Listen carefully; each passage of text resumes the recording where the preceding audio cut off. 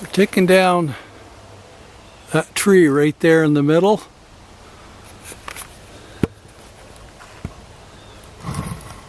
See if we can do this without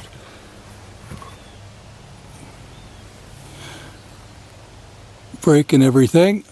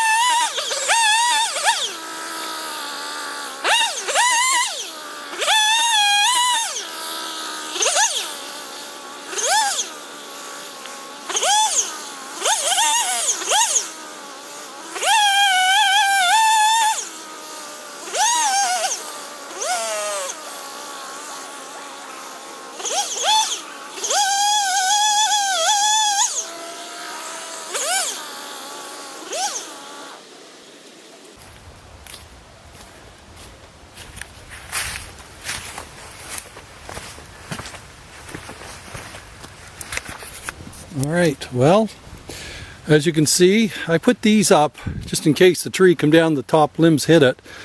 Didn't want to hit my dipping tray.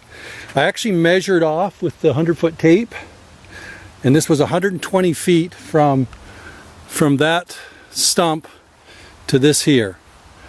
And I had about 6 feet to spare. So it was 120 feet, so these are running, that big one was 120 feet. Now you can see here, the top exploded again, and I understood that I was probably going to do that based upon the fact that this is coming uphill, right? But it broke nicely. I think I can get an 8 or 9 foot 6 log here for studwood. I got roughly a 3.5 and then about a 4 foot over there. The rest, you know, it's lots. But I've got a nice straight log there. Hopefully I can get probably 4 logs out of that. I'll come back in a few minutes here and I'm going to clean up a bit and I'll be back. Okay, I'm going to bring this video to a close. I ended up with approximately 85 feet of logs. Over there's 3 16s, 16.6, and then here there's a 12-foot 6, 2 8-foot 6s, a 3 and a 4. No, those 2 smaller ones I'll take boards out of them.